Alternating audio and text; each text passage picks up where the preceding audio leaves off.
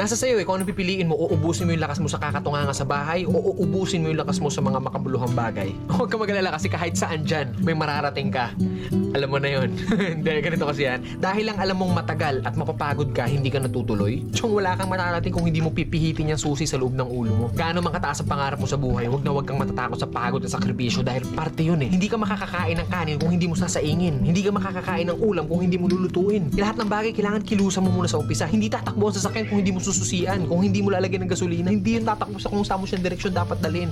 Kailangan kumilos ka. Kailangan ng lakas mo para marating mo kung ano yung gusto mong marating sa buhay. Kasi kung hihiga ka lang dyan, wala mangyayari talaga sa'yo. Hindi po pwede na inaasal natin lahat sa Diyos na parang nasa Diyos, lagi kong idadasal sa Diyos. Hindi po pwede yun. Sabi nga nila, di ba, nasa Diyos ang awa, nasa tao ang gawa. So depende yan sa'yo kung ano yung gusto mong kilos. Sabi nga, work smart, not hard. Hard work nga yung ginagawa mo, pero sablay naman yung mga diskarte mo. Wala rin mangyayari, di ba? Smart move yung ginagawa mo, pero swabe lahat. Kailangan mo lang talaga gamitan ng tamang isip at tamang puso sa lahat ng bagay. Ang pangarap, parang kang nagtatanim ng puno. Malaki pangarap mo, malaking puno yung kailangan mong itanim. Hindi naman pwede maghukay ka ng mababaw lang. Hindi naman pwedeng konting tubig lang yung ididilig mo dyan. Kung gusto mo ng malaking puno, malaking trabaho ang kapalit nun. At nasa sayo yun. Then pag nagbunga na yun, hindi po pwede na hayaan mo na lang bumunga yan dyan. Hindi. Kailangan pa rin ng maintenance. Ganun din sa atin. Kung ano yung marating natin, nandoon na tayo sa taas, hindi po pwede na halalan-tutay ka na lang doon sa taas. Pag hindi mo diniligan yung puno, magbunga man siya isang beses lang and then sa susunod hindi na ulit. Ganun yung pwede mangyari pag pinabayaan natin kung ano man yung narating natin sa buhay. Mawawala lahat sa'yo. Sayang yung oras. Oras kasi ilang oras lang ang binigay sa atin dito sa mundo. Depende sa atin kung saan natin yun nilalaan. Huwag ka matakot sa pagod kasi yung pagod isang tulog lang yan. Bukas malakas ka na ulit. Matakot ka sa oras na sinayang mo kasi pag lumipas yan,